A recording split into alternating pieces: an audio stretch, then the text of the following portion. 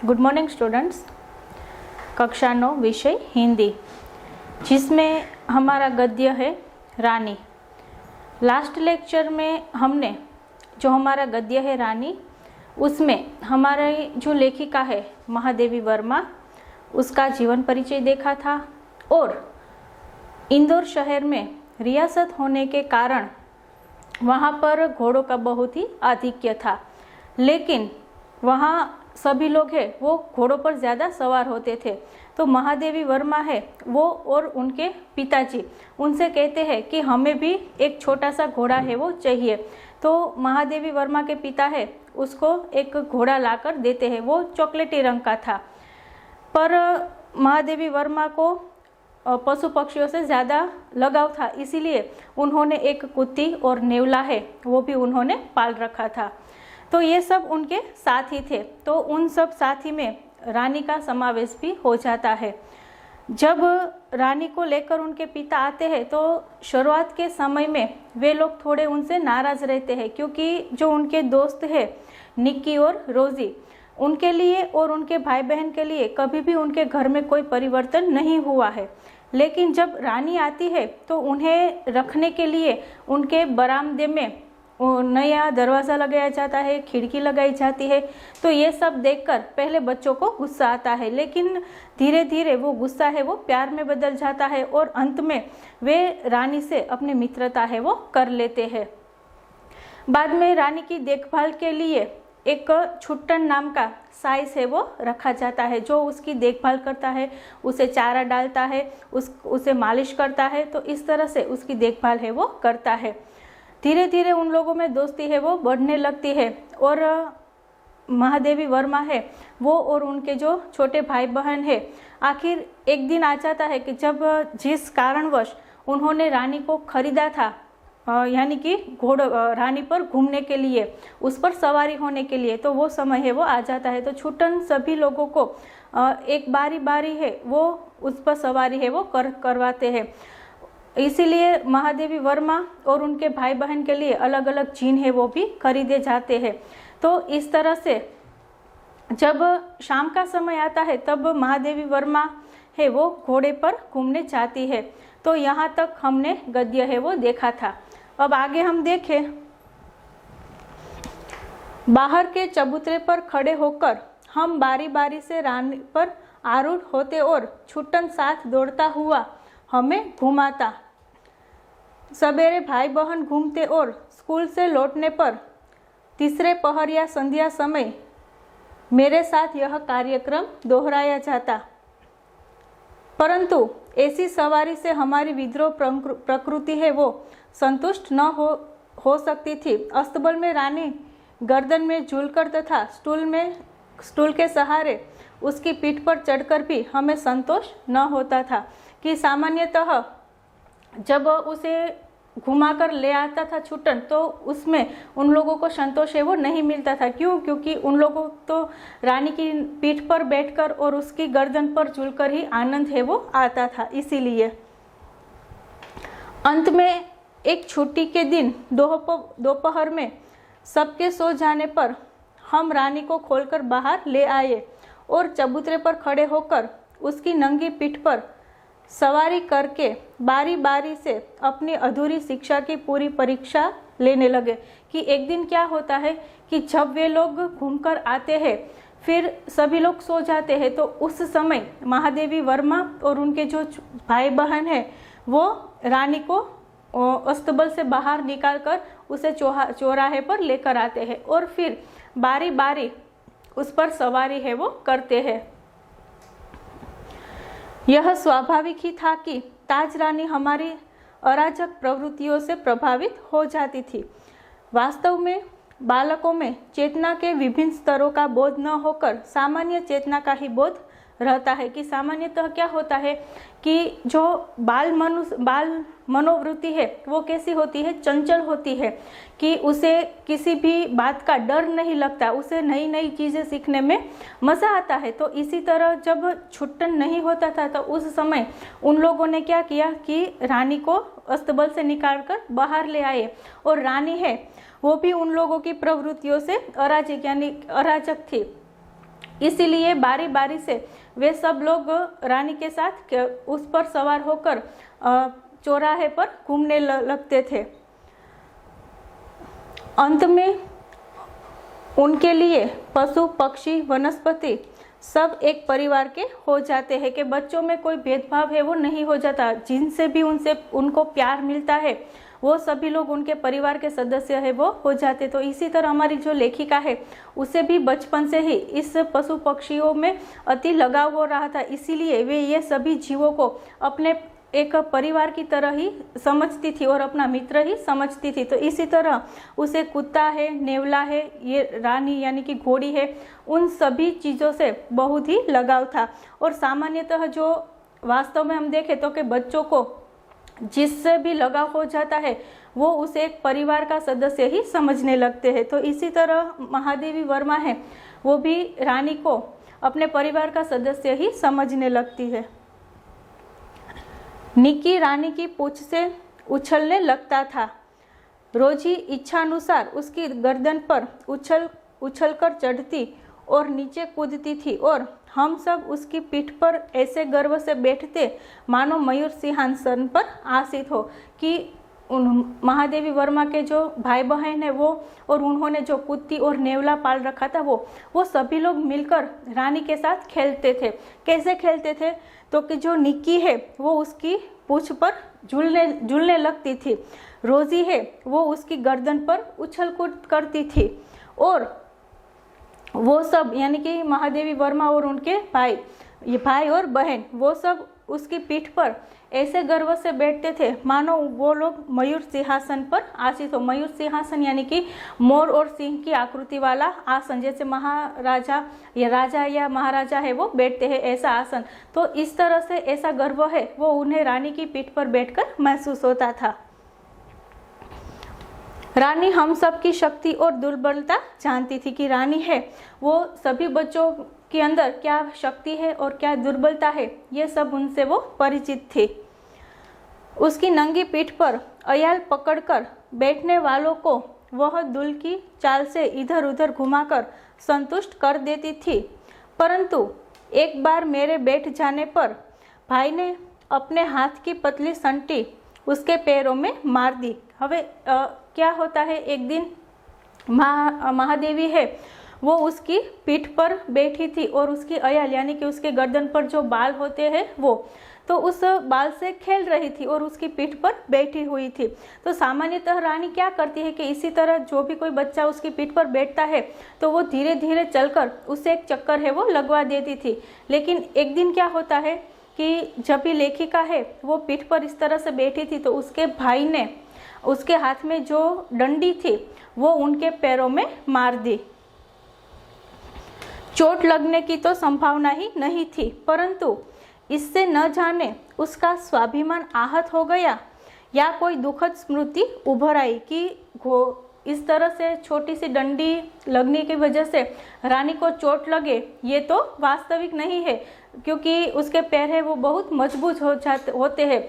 लेकिन मानो उसको इस तरह से चोट लगने पर उसके हृदय पर, उसके दिल पर किसी ने वार किया हो, इस तरह का एहसास रानी को होता है। और मानो उसका जो स्वाभिमान है वो स्वाभिमान आहत हो गया और उसकी मान लो कोई दुखद स्मृति है, दुखद कोई याद है वो उसे उभर आती है और वह ऐसे वेग से भागती मानो सड़क, पेड़, नदी, नाले सब उसे पकड़ बांध रखने का संकल्प किए हो।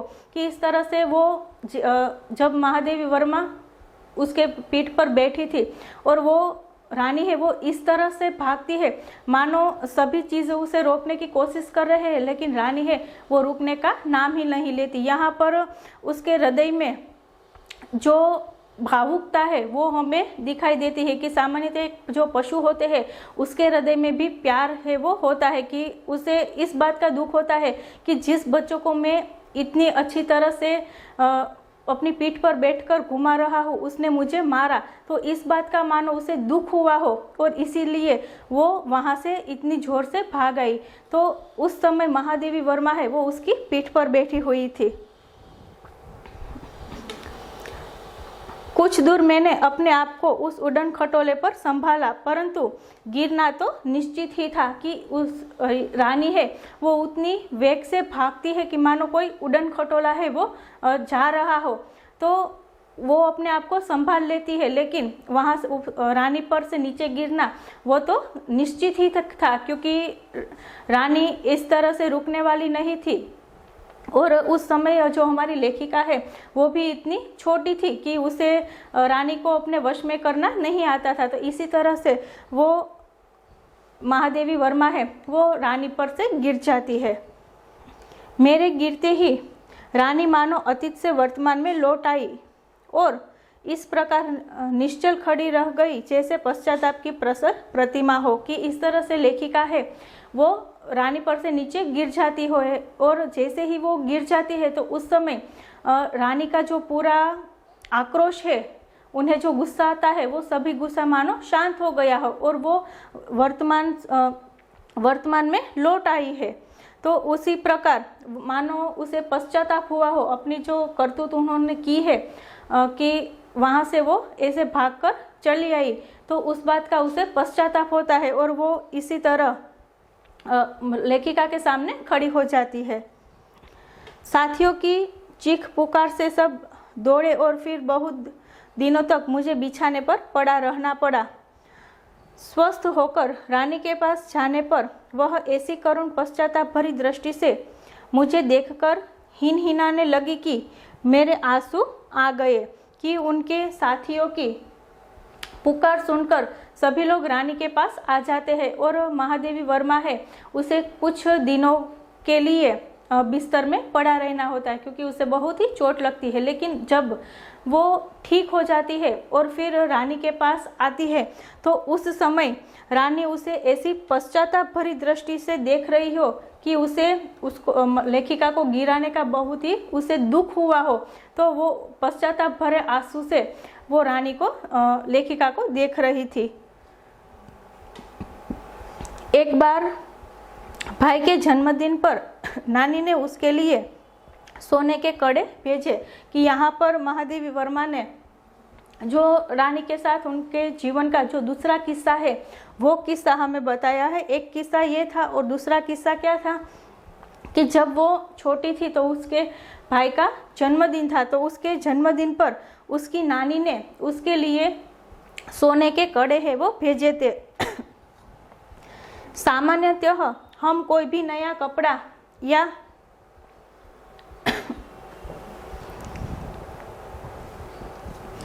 या आभूषण पहनकर रानी को दिखाने अवश्य चाहते थे, कि जब भी कोई नया कपड़ा या फिर कोई नया आभूषण है वो खरीदते थे और पहनते थे तो वो अवश्य रानी को दिखाने के लिए चाहते थे।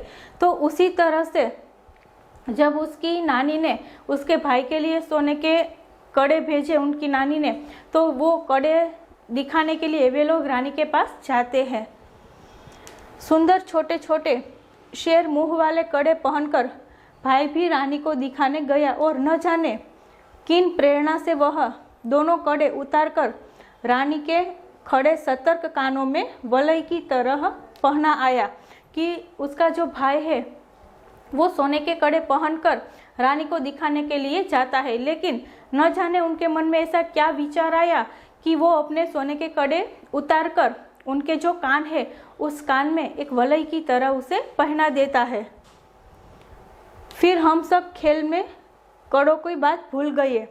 संध्या समय भाई के कड़े रहित हाथ देखकर जब माँ ने पूछताछ की तब खोज आरंभ हुई, पर कहीं भी कड़ों का पता नहीं चला। कि इस तरह से लेखिका है उसका जो भाई है वो कड़े उसके कानों में लगाकर चला जाता है और फिर सब लोग खेलने लगते हैं।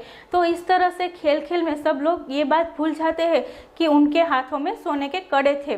लेकिन जब संध्या का समय होता है और फिर वो जब घर आता है तो उस समय उनके जो हाथों में कड़े थे वो नहीं थे, तो उस समय उसकी जो कड़े की खोज है वो आरंभ हो जाती है। रानी अपने कान को खुरों से खोदती और हिनहिनाती रही। अंत में बाबूजी का ध्यान उसकी ओर गया और उन्होंने मिट्टी हटाने का आदेश दिया कि रानी है वो अपने कान को इस तरह से खुदाती थी और उछल कूद कर रही थी। तो शुरुआत में किसी का ध्यान रानी पर नहीं जाता है, लेकिन कुछ समय बाद उनके जो पिताजी है उसका ध्यान रानी पर जाता है और और उसके जो पिता है वो आदेश देते हैं कि जहाँ पर रानी खड़ी है उसके नीचे जो मिट्टी है वो मिट्टी सब हटाओ। किसी ने कुछ गुना गहरा गड्ढा खोदकर दोनों कड़े गाड़ दिए थे। दंड तो किसी को नहीं मिला, परंतु रानी सारे घर के हृदय में स्थान पा गई कि किसी ने जब उसके भाई ने उनके जो कड़े थे वो रानी के कान में लटका दिए थे, लेकिन किसी और व्यक्ति ने वो कड़े वहाँ उसके रानी के कान से निकालकर वहाँ पर जो नीचे ज़मीन थी वहाँ पर छुपा दिए थे। तो ये सब बातें हैं वो रानी देख रही थी। तो इसी तरह से वो उसके पिताजी को उन्होंने संकेत किया और उसके पिताजी है वहाँ से मिट्टी है वो निकालते हैं और उस वहाँ पर जो गड्ढा था उस गड्ढे में से वो कड़े हैं वो निकालते हैं। दंड किसी को नहीं मिला क्योंकि किसी को पता ही नहीं था कि ये कड़े हैं उसकी चोरी किसने की थी, लेकिन रानी है वो सबके हृदय में परिचित है वो हो गई थी, सबके हृदय में उन्होंने स्थान है वो पा लिया था। तो इस तरह से जो पशु होते हैं वो भी वफादार होते हैं, ये बात हमें यहाँ से सीखने को मिलती है। आगे देखें, एक घटना अपनी विचित्रता में स्मरणीय है। एक सवेरे उठने पर हमने रानी के पास एक छोटे से घोड़े के बच्चे को देखा। यह कहाँ था कह कहकर हमने रामा को इतना थका दिया कि उसने निरुपाय घोषणा की कि वह नया जीव रानी के पेट में दाना चारा खाकर सो रहा था। भाई ने उत्साह से पूछा, और भी है? और रामा ने स्वीकृति में सिर हिलाया। यहाँ पर उनके साथ रानी के साथ जो दूसरी घटना घटी थी उस घटना का वर्णन लेखिका ने किया है कि क्या हुआ था कि एक विचित्र स्मरणीय घटना उनके साथ घटी थी कि जब कुछ दिनों के बाद सवेरे सब बच्चे उठते हैं तो वो क्या देखते हैं कि रानी के पास एक छोटा सा घोड़ा है वो उसके पास बैठा हुआ था, यानी कि रानी ने एक बच्चे को जन्म है वो दिया था। तो सभी बच्चे हैं वो रामा जो उनका नौकर है उनसे पूछते हैं कि ये कहाँ से आया। तो ये पूछ कर रामा के पीछे पड़ जाते हैं और रामा है वो उनसे कंटाल कर उससे कहते हैं कि ये जो बच्चा है वो उनके पेट में था और उनके पेट में दाना चारा है वो खा रहा था। तो उनका जो भाई है वो उनसे पूछता है क्या उसके पेट में और भी बच्चे हैं। तो रामा है वो स्वीकृति में हाँ है, यानी कि हाँ उसे कहता है। अब तो हम विस्मित भी हुए और क्रोधित भी कि ये बात सुनकर जो बच्चे हैं वो विस्मित आश्चर्यचकित हो जाते हैं और क्रोध भी उन्हें आता है। क्यों क्रोध आता है वो देखें तो ये छोटे जीव कोई काम धाम नहीं करते और हमको पीठ पर बैठाकर दौड़ने वाली रानी का दाना चारा स्वयं खाकर उसके पेट में लेटे रहते हैं। कि उस समय जो लेखिका थी और उनके जो भाई बहन थे वो सब छोटे थे, तो इतनी समझ उनमें नहीं थी। तो इसीलिए उसे गुस्सा क्यों आता है कि ये जो छोटा सा बच्चा है वो तो कोई कामकाज करता ही नहीं है। उससे भी ऊपर हम जिस पर बैठते हैं यानी कि रानी पर बैठकर हम घूमते हैं तो उसका दाना और चारा है वो खुद खा लेता है और उसके पेट में आराम से वो सोता रहता है। तो इस बात पर उसे गुस्सा है वो आता है।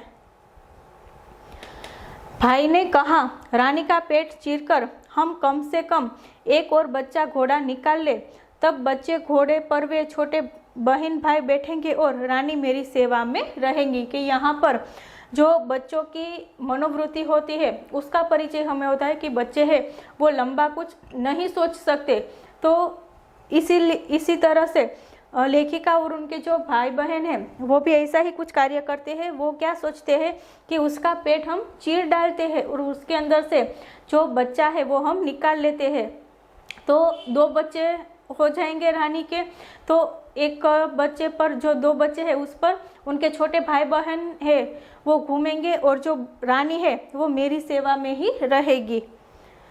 प्रस्ताव मुझे भी उचित जान पड़ा, पर जब एक दोपहर को वह कहीं से शाक काटने का चाकू ले आया तब मेरे सामने साहस ने जवाब दे दिया कि ये जो प्रस्ताव उसके भाई ने लेखिका के सामने रखा था कि हम रानी का पेट चीर डालते हैं और उसके अंदर से एक बच्चा है वो निकाल लेते हैं, तो सभी लोगों के पास अपने अपने घोड़े हैं वो हो जाएंगे।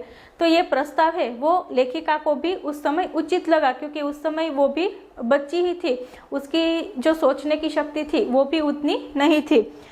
तो एक दोपहर क्या होता है कि उसका जो भाई है वो शाक भाजी काटने वाला एक चाकू है वो लेकर आता है, तो उसके साहस ने जवाब दे दिया। यानी कि जो महादेवी वर्मा है वो उससे पूछती है, एक और भी समस्या की ओर हमारा ध्यान गया, आखिर हम रानी का पेट सिएंगे कैसे? के चाकू से उसका पेट तो हम काट डालेंगे, लेकिन फिर उसका पेट हम सिएंगे कैसे? ये बात भी उनके सामने आई। माँ की महीन सी सुई से तो सीना संभव नहीं था कि उनकी माँ है वो जो दोरे और धागे से सिलाई बुनाई करती है, तो उनसे तो रानी का पेट है वो सीना संभव नहीं था। तो ये प्रश्न भी उनके सामने आया कि जब हम उसका पेट चीर डालेंगे तो वापस उसे सिएंगे कैसे?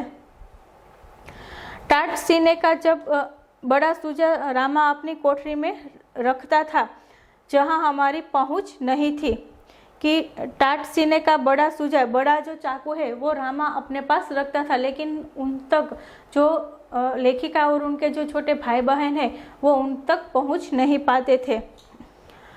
कुछ दिनों के उपरांत जब रानी का अश्व शिशु कुछ बड़ा होकर दौड़ने लगा, तब हमें न अपना क्रोध स्मरण रहा और न प्रस्ताव, कि इस तरह से उन्होंने जो सोचा था कि उसका पेट चीरकर उनमें से बच्चा निकाल लेते हैं, तो वो जो बातें हैं वो लेखिका और उनके भाई बहन है वो भूल जाते हैं। और जब वो बच्चा थोड़ा बड़ा होता है और फिर दौड़धाम करने लगता है, तो ये सब बातें हैं वो लेखिका और ये सब बच्चे हैं वो भूल जाते हैं। तो इस तरह से यहाँ पर बच्चों की कम सोचने वाली जो शक्ति होती है वो हमारे सामने आती है कि बच्चे हैं कभी भी अपनी नादानियाँ में ऐसी कुछ कृतियाँ कर जाते हैं कि बाद में उसे पछतावा होता है कि यहाँ पर उन्होंने जो रानी का पेट चीरा होता और तो रानी का मानो मृत्यु भी रानी की हो सकती थी। तो उस प्रकार इस गद्य में लेखिका ने रानी के साथ उनके जो संस्मरण हैं उन संस्मरण को हमें बताया है। स्वाध्याय में यहाँ पर शब्दार्थ और मुहावरे करने हैं और स्वाध्याय में 1 से 4 प्रश्न है, वो 4 प्रश्न आपको आपकी नोटबुक में लिखने हैं। Thank you.